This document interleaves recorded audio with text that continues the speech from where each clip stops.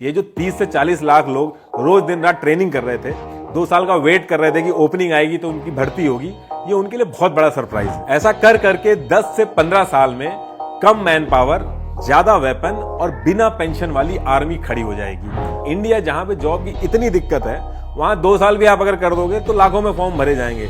लेकिन इसे जॉब देना नहीं कहते, फिर इसे मजबूरी का फायदा उठाना कहते हैं। आप बताओ, आप भेज दोगे अपने बच्चे को या फिर अपने छोटे भाई को 20 से 21 लाख रुपए के लिए गोली खाने के लिए? और जब ये लोग 4 साल के बाद इंटरव्यू में बैठेंगे तो सबसे पहला क्वेश्चन वही टिपिकल कॉर्पोरेट वाला ही होगा इनसे कि आप वहां पर रिजेक्ट किस वजह से हुए, क्यों आप 25% में नहीं पहुंच पाए। देखिए, अगर किसी को आर्म फोर्सेस में जाना होता है तो उसके लिए 2 तरीके हैं। पहला है परमानेंट कमीशन और दूसरा है शॉर्ट सर्विस कमीशन, एसएससी। अब ये परमानेंट कमीशन क्या होता है? देखिए, आर्मी के अंदर हर विंग की अलग अलग एज होती है। किसी विंग के अंदर यंग लोगों की जरूरत होती है तो वहां 40 साल तक की सर्विसेज होती है, किसी विंग में 50 साल की जरूरत होती है। तो ऐसे करके हर विंग की अलग अलग एज होती है। परमानेंट कमीशन में अगर आप जाते हो तो जिस विंग में आप जाते हो उस पर्टिकुलर विंग की डिसाइडेड एज तक आपको जॉब करनी होगी। उसके बाद आप रिटायर हो गए और उसके बाद आपको एक एक्स सर्विसमैन के बेनिफिट मिलेंगे, जैसे कि पेंशन, ग्रेजुटी वगैरह। वहीं अगर एसएससी, शॉर्ट सर्विस कमीशन में आपका होता है तो वहां पे आपको 10 साल तक जॉब करनी होगी। कुछ केसेस में एक्सटेंड होकर 14 साल तक हो जाती है।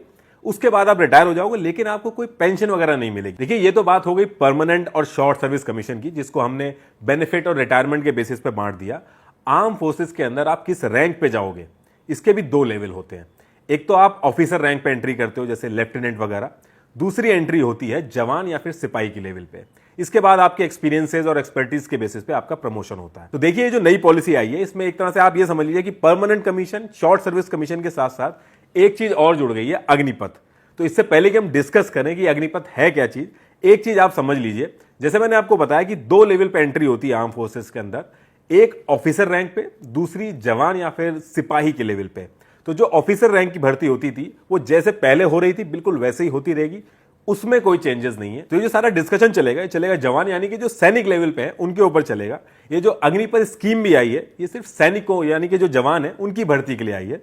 अग्निपथ स्कीम का ऑफिसर रैंक की एंट्री से कोई लेना देना नहीं है। वो जैसे पहले चल रही थी वो वैसे ही चलती रहेगी। अब इसमें कुछ लोगों को ये भी लग रहा है कि पहले जो भर्ती चल रही थी वो एज इट इज चलती रहेगी, उसके साथ साथ में ये एक और स्कीम आ गई है, अग्निपथ। तो देखिए, ऐसा बिल्कुल नहीं है। इंडियन एक्सप्रेस का एक आर्टिकल है, एक बार आप पढ़ लीजिएगा, इसमें क्लियरली मेंशन है कि ऑप्शनल नहीं है। अब अगर किसी को सैनिक लेवल, इस चीज पे ध्यान रखिएगा, सैनिक लेवल, ऑफिसर रैंक की बात नहीं कर रहा हूं मैं, सैनिक लेवल पे अगर किसी को फौज में जाना है तो उसको सिर्फ और सिर्फ एक ही तरीके से एंट्री मिलेगी, वो है अग्निपथ। अब इससे पहले कि अग्निपथ क्यों है, लोग क्यों इससे नाराज हैं, ये गलत है, सही है, ये डिस्कस करें, पहले ये देख लेते हैं कि अग्निपथ स्कीम है क्या। देखिए, जिसकी भी एज 17.5 से 21 साल के बीच में है और वो 10th या 12th पास है, वो इस अग्निपथ स्कीम में अप्लाई कर सकता है। और इसमें सेम वही रिक्रूटमेंट प्रोसेस फॉलो होगा जो इससे पहले होता था। सेम वही फिजिकल, मेडिकल, एग्जाम, एक एक चीज सेम होगी रिक्रूटमेंट प्रोसेस में, कुछ भी चेंज नहीं होगा। जैसे पहले अवार्ड्स और रिवॉर्ड्स मिलते थे, परमवीर चक्र वगैरह, एक एक चीज सेम रहेगी। अभी फीमेल्स के लिए ओपनिंग नहीं है, लेकिन बोला गया है कि आगे चल के ओपनिंग हो जाएगी फीमेल्स के लिए भी। आज से 90 दिन बाद रिक्रूटमेंट स्टार्ट हो जाएगा, जिसमें 46,000 जवानों को भर्ती किया जाएगा। पहले जो सैलरी मिलती थी उससे ज्यादा सैलरी मिलेगी। इससे पहले जो सैलरी मिलती थी वो शुरू के 4 साल 21,700 मिलती थी, लेकिन अग्निपथ स्कीम में हर साल बढ़ेगी।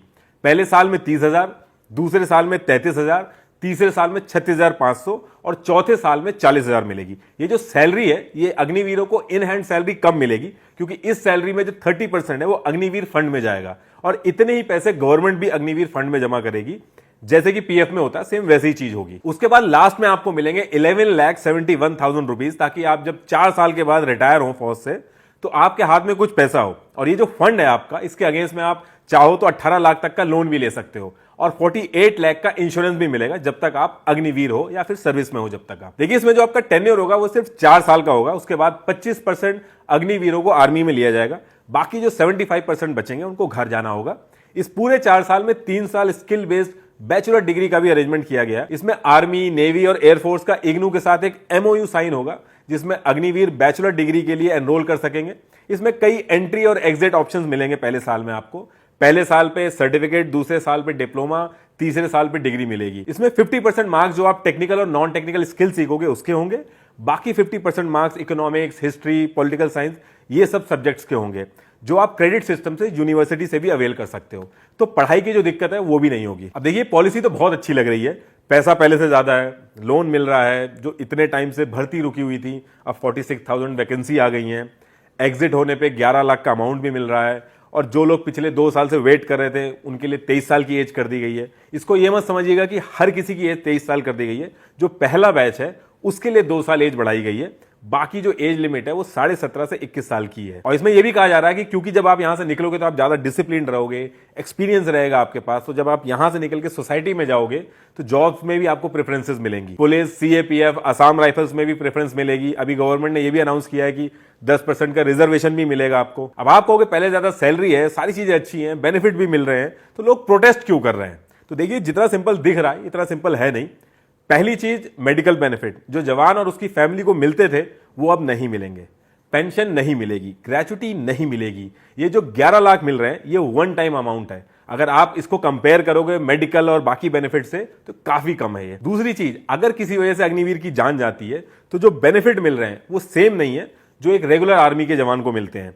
रेगुलर सोल्जर जब शहीद होता है तो उसकी फैमिली को भी लाइफ टाइम बेनिफिट मिलते हैं। जो एक तरह का क्लास डिफरेंस हम बाकी के गवर्नमेंट डिपार्टमेंट में देखते हैं, जो एडहॉक और कॉन्ट्रैक्ट बेस्ड एम्प्लॉय और परमानेंट एम्प्लॉय में होता है, कुछ उसी तरीके का सिस्टम यहां भी इंट्रोड्यूस हो गया है। इस पूरी सिचुएशन में ऐसा नहीं लग रहा कि आर्मी की भर्ती हो रही है, ऐसा लग रहा है कि 4 साल का ट्रेनिंग प्रोग्राम होगा, उसके बाद डिसाइड होगा कि लाइफ में होगा क्या। पहले जैसे गांव में फौज में नौकरी मिलते ही शादी फिक्स कर दी जाती थी, एक जवान और उसके घर वाले अपने आप को सिक्योर और सेटल्ड फील करते थे।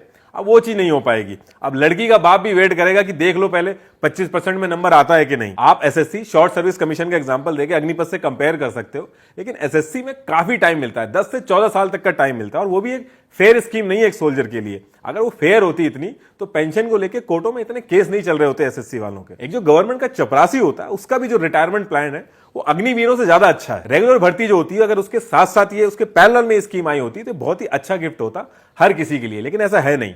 देखिए, कई महीने पहले से इस स्कीम के बारे में बात हो रही है, और जो पॉलिसी मेकर्स हैं उनको बहुत अच्छे से पता था कि जैसे ये पॉलिसी आएगी सबसे बड़ा क्वेश्चन यही होगा कि पहले जो भर्तियां हो रही थी उसके साथ साथ ये स्कीम चलेगी या फिर ये अलग से चलेगी। लेकिन पूरी मीडिया ब्रीफिंग में जब इस चीज को इंट्रोड्यूस किया गया, पूरी मीडिया ब्रीफिंग में इस क्वेश्चन से बचा गया, इसका जिक्र तक नहीं हुआ। जबकि एक दिन पहले यह जरूर बता दिया गया कि 18 महीने में 10 लाख जॉब्स मिलेंगी, ताकि लोग कंफ्यूज ना हो जाएं अग्निपथ स्कीम और बाकी जॉब्स ओपनिंग में। इतनी समझ है इनमें, एक दिन पहले ही बता दी ये चीज। लेकिन आप 100 बार इनके स्पोक्स पर्सन से पूछ लो कि पुरानी भर्ती जो थी वो एज इट इज चलती रहेंगी, ये जो अग्निपथ स्कीम है ये पैरेलल में आई है, आपको गोलमोल जवाब मिलेंगे। आधे लोग अभी भी ये समझते हैं कि पैरेलल में आई है, जो पुरानी भर्ती वो एज इट इज चलती रहेंगी, जबकि ऐसा नहीं है। एक भर्ती रैली होती है जिसमें फिजिकल टेस्ट होता है, काफी टफ होता है वो।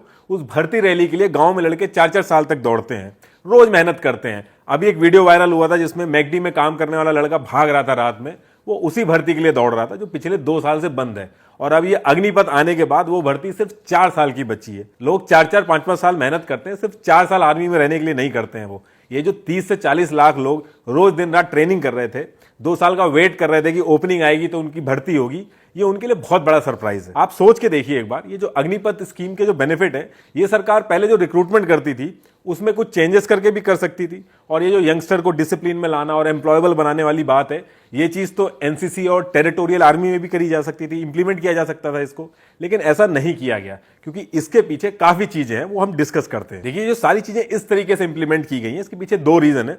एक है डिफेंस में मैन पावर का एक्सपेंस, दूसरा है एवरेज एज आर्मी की। तो पहले मैन पावर का जो एक्सपेंस है वो डिस्कस करते हैं। जो ओवरऑल डिफेंस का बजट है वो है 5,25,000 करोड़, 5.25 ट्रिलियन, जिसमें से 1.19 ट्रिलियन यानी कि 1,19,000 करोड़ पेंशन में जाता है, सेम इतना ही सैलरी में जाता है, और इसके बाद फूड और बाकी चीजों में जाता है। अभी कोई आर्मी में 40 साल अगर सर्विस देता है तो सर्विस पूरी होने के बाद 40 साल तक उसको पेंशन मिलती है। पूरे डिफेंस बजट में से 3 लाख करोड़ से ज्यादा इन एक्सपेंसेस में जाता है, और जो वेपन मॉडर्नाइजेशन, नए वेपन ऐड करना, नई टेक्नोलॉजी इंप्लीमेंट करना, इन सब के लिए बहुत ही कम पैसा बचता है। इसको एक एग्जांपल से समझते हैं, चाहे यूएस हो, रशिया हो, इन सब से हमारी आर्मी मैन पावर में काफी ज्यादा है, 14 लाख से भी ज्यादा है मैन पावर है हमारे पास। लेकिन आज की डेट में अगर लड़ाई हो जाए तो हम लोग बैकफुट पे आ जाएंगे, क्योंकि उनके पास ज्यादा अच्छे वेपन और टेक्नोलॉजी है। तो एक्चुअल में अगर आर्मी को आगे बढ़ना है तो वेपन का मॉडर्नाइजेशन बहुत ही जरूरी है, और ये चीज हमको रियलाइज हो चुकी है। लेकिन बजट तो उतना ही है इंडिया के पास, क्योंकि फिर बाकी डिपार्टमेंट कैसे रन होंगे। लेकिन एक तरीका है, अगर मैन पावर कम कर दिया जाए तो जो एक्सपेंस होगा वो कम हो जाएगा, और वो पैसा हम वेपन के ऊपर खर्च कर सकते हैं। ऐसा बाकी कंट्रीज भी कर रही हैं, अपनी मैन पावर कम कर रही हैं, उससे ज्यादा पैसा वो टेक्नोलॉजी पे खर्च कर रही हैं। दूसरी चीज है एवरेज एज। सुब्रमण्यम कमेटी जो कारगिल वॉर के बाद बैठी थी, उसने भी ये चीज कही थी कि एवरेज एज आर्मी की कम होनी चाहिए, क्योंकि जो 22-23 साल का जवान जितनी तेजी से पहाड़ पर चढ़ पाएगा उतनी तेजी से एक 32 साल का सिपाही नहीं चढ़ पाएगा। तो जो रेशियो है वो 1/1 का होना चाहिए, मतलब कि यंग और सीनियर का कॉम्बिनेशन होना चाहिए 50-50% का। अभी जो एवरेज एज है आर्मी की वो 32 ईयर्स है। डिफेंस काफी टाइम से इस पे काम कर रहा है कि आर्मी की जो एवरेज एज है वो कम हो जाए, और इंडिया एक यंग कंट्री है, यहाँ पे यूथ ज्यादा है, तो अगर एक सही पॉलिसी इंप्लीमेंट कर दी जाए तो बड़ी आसानी से अचीव हो सकता है। तो ये जो एवरेज एज है आर्मी की और ये जो मैन पावर पे जो इतना एक्सपेंस हो रहा है, इन दोनों चीजों का सोल्यूशन है अग्निपथ स्कीम। देखिए, हर साल 60,000 के करीब आर्मी से रिटायर होते हैं और हर साल अलग अलग रेजिमेंट में इतने ही हायर होते हैं। 1,65,000 रिक्रूटमेंट हुए थे 2017, 18 और 19, इन 3 सालों में। उसके बाद से रिक्रूटमेंट बंद हो गई, और ये मैं खुद नहीं बोल रहा हूं, ये डिटेल श्रीपद नायक जी ने लोकसभा में बताई थी। 2019 से लेकर आज तक उसके बाद रिक्रूटमेंट बंद है। इसका मतलब कि 1,65,000 और अभी तक ज्वाइन हो जाने चाहिए थे, लेकिन नहीं हुए। मतलब कि 1,65,000 लोगों की शॉर्टेज है हमारी आर्म फोर्सेज में, और 2 साल से हायरिंग बंद है, तो जो एवरेज एज है वो भी और बढ़ गई होगी। और जब इनसे पूछा जाता है कि 3 साल भर्ती क्यों नहीं हुई, ये हायरिंग रुकी क्यों रही, तो ये रीजन दिया जाता है कि कोविड की वजह से नहीं हुई। हालांकि जब इलेक्शन होते हैं, रैलियां होती हैं, ये सारी कोई भी चीज नहीं रुकी, लेकिन अगर जवान इकट्ठे हो जाते रिक्रूटमेंट के लिए तो वो दिक्कत हो जाती। अब देखिए, अग्निपथ स्कीम आ चुकी है। 1,65,000 जो आर्मी मैन है उनकी शॉर्टेज ऑलरेडी थी। अग्निपथ स्कीम आ जाने से शॉर्टेज पूरी हो जानी चाहिए, लेकिन शॉर्टेज पूरी नहीं होगी, बल्कि आर्मी कम होगी। अभी आपको समझ में आ जाएगा कैसे। अग्निपथ स्कीम में 46,000 भर्ती आई हैं। अब आप 46,000 का 25% लगाएं, लगभग 12,000 के करीब होगा। 11,500 होता है, आप 12,000 मान लो, यानी कि 12,000 के करीब एंट्री होगी आर्मी में। जो पहले 60,000 हर साल होती थी, अब 12,000 होंगी। और ये जो मैथ्स है, ये ऐसा नहीं है कि जिसने स्कीम बनाई है उसको पता नहीं थी, उसको बहुत अच्छे से पता थी। लेकिन जब आर्मी में मैन पावर कम करना ही टारगेट है तो दिक्कत किस बात की है। ऐसा कर करके 10 से 15 साल में कम मैन पावर, ज्यादा वेपन और बिना पेंशन वाली आर्मी खड़ी हो जाएगी। अगर यही चीज डायरेक्ट की जाती तो बहुत ज्यादा दिक्कत होती। ये जो करोड़पति एमपी एमएलए आजीवन पेंशन उठाते हैं, कुछ एमपी तो जो एमएलए बनते हैं बाद में वो 2-2 बार पेंशन उठाते हैं, उनके लिए अगर इस लेवल की स्ट्रेटेजी बनाई गई होती या ये स्कीम लाई गई होती तो बहुत ज्यादा अच्छा रहता। एक चीज और इसमें कि इस पर्टिकुलर एज में लोग अनमैरिड रहेंगे। 17.5 से 21 प्लस 4 25, तो 17.5 से 25 साल की उम्र में लोग अनमैरिड रहेंगे। और जब 4 साल कंप्लीट करके निकलेंगे उसके बाद कोई लायबिलिटी नहीं है गवर्नमेंट की इस स्कीम के हिसाब से। जो फैमिली के बेनिफिट मिलते हैं, मेडिकल बेनिफिट, बाकी जितने भी बेनिफिट होते हैं, इससे भी कॉस्टिंग कम होगी। तो इससे अच्छी बात क्या हो सकती है पॉलिसी मेकर्स के लिए कि दोनों हाथ घी में और मुंह कढ़ाई में। लेकिन एक्सपर्ट्स के हिसाब से जिस मोटिव से इसको इंप्लीमेंट कर रही है सरकार, वो भी उतना परफेक्ट नहीं है। एक जवान को ट्रेन करने में करीब 80 से 90 लाख रुपए का खर्चा आता है। अगर इन जनरल इसको 1 करोड़ मान लो समझाने के लिए, तो पहले इतना पैसा जब एक जवान पे लगता था तो वो जवान करीब 40 साल तक आर्मी सर्व करता था। लेकिन अब ये जो अग्निवीर आप ट्रेन करोगे, इनकी ट्रेनिंग और एग्जाम में पैसा उतना ही लगेगा, लेकिन आप इनसे सर्विस सिर्फ 4 साल की ही ले पाओगे। इतना पैसा लगा के आप 4 साल बाद उसको सोसाइटी में छोड़ दोगे। मतलब कि आपको अगर एक 40 साल की सर्विस लेनी है तो उसके लिए आपको 10 अग्निवीर लगेंगे, जो पहले 1 लगते थे। तो देखा जाए तो ये भी एक नुकसान है। देखिए, जो स्कीम है ये अभी भी एक अच्छी स्कीम बन सकती है। इसमें बस आपको इतना करना है कि इतना पैसा लगा के जो आपने जवान ट्रेन किए, इनको 4 साल बाद सोसाइटी में छोड़ने की बजाय कहीं पे आप यूज कर लो इनको। आप इनको सीएपीएफ, बीएसएफ, आईटीबीपी में यूज कर लो, कोई बुरा नहीं मानेगा। सब आपके इस फैसले को वेलकम करेंगे और आपका भी मोटिव पूरा हो जाएगा और लोग भी खुश हो जाएंगे। देखिए, गवर्नमेंट की इंटेंशन पे डाउट नहीं है। ऐसा नहीं है कि गवर्नमेंट कोई साजिश कर रही है। आई एम श्योर गवर्नमेंट ने बहुत ही सोच समझ के लिमिटेड बजट को कैसे अच्छे से यूज किया जाए उसी डायरेक्शन में कदम उठाया होगा। इनफैक्ट कम से कम सोचा तो सही कि इंडिया के अंदर डिफेंस रिफॉर्म की जरूरत है। जो बाकी गवर्नमेंट थी वो कभी हाथ नहीं डालती थी लोगों की नाराजगी की वजह से। कम से कम इस गवर्नमेंट ने यह कदम तो उठाया, लेकिन यह आपको मानना पड़ेगा कि एग्जीक्यूशन में इशू है, इसीलिए लोग इतना सवाल उठा रहे हैं। बस इन 4 साल के बाद जो आप इनको सोसाइटी में छोड़ रहे हैं, इसके बाद इनको आप कहीं यूटिलाइज कर लीजिए, तो भी लोग आपके एफर्ट्स को अप्रिशिएट करेंगे। ये जो एक पैटर्न है ना कि कोई अच्छी स्कीम दिखी उसको तुरंत लागू कर दो बिना कोई पायलट प्रोजेक्ट के, ये गलत है। असल बात यह है कि इसमें और डिस्कशन और सोच और विचार की जरूरत थी।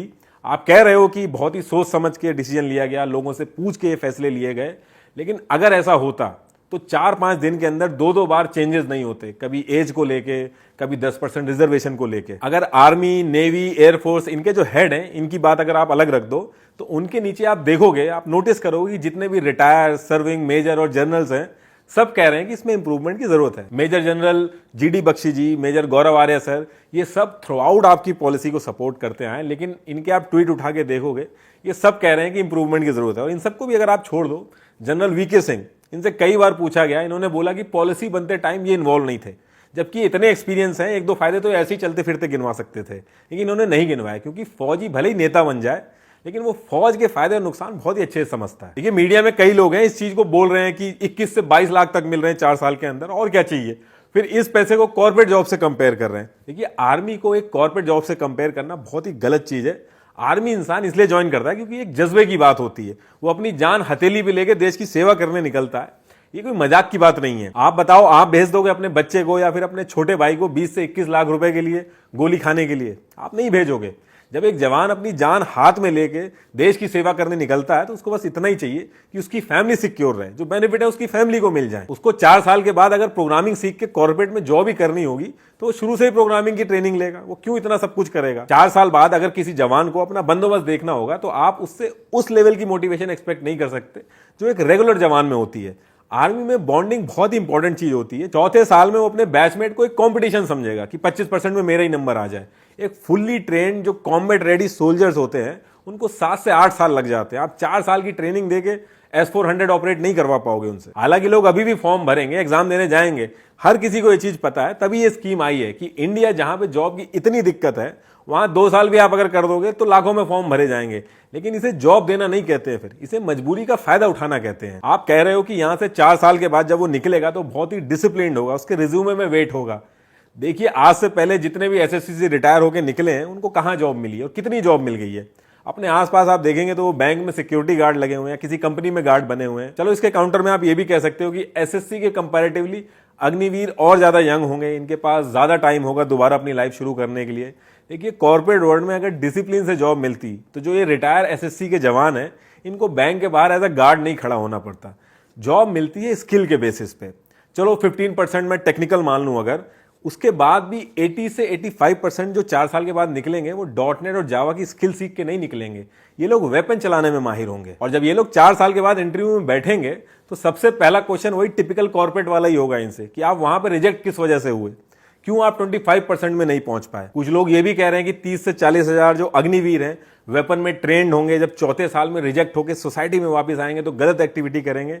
देखिए ऐसा बिल्कुल नहीं है। कोई भी आदमी अगर एक दिन के लिए भी आर्मी की ट्रेनिंग में जाता है या आर्मी में जाने की भी सोचता है तो कभी ऐसा काम नहीं कर सकता। ये सब बेकार की बात है। देखिए लास्ट में एक चीज और कहना चाहूंगा, ये जो लोग दंगे कर रहे हैं, ट्रेन जला रहे हैं, पब्लिक प्रॉपर्टी का नुकसान कर रहे हैं, ये वही लोग हैं जिनका कभी जिंदगी में आर्मी में नहीं हो पाएगा, क्योंकि तैयारी तो इन लोगों ने कुछ करी नहीं थी, बस ये स्कीम का नाम सुना और दंगे करने आ गए। जिन लोगों में देश के लिए जज्बा है, जिन्होंने सच में मेहनत करी एग्जाम के लिए, वो देश की प्रॉपर्टी को कभी नुकसान नहीं पहुंचा सकते। अभी भी इस अग्निपथ के एग्जाम के लिए वो लोग जाएंगे और एग्जाम देंगे और निकालेंगे भी।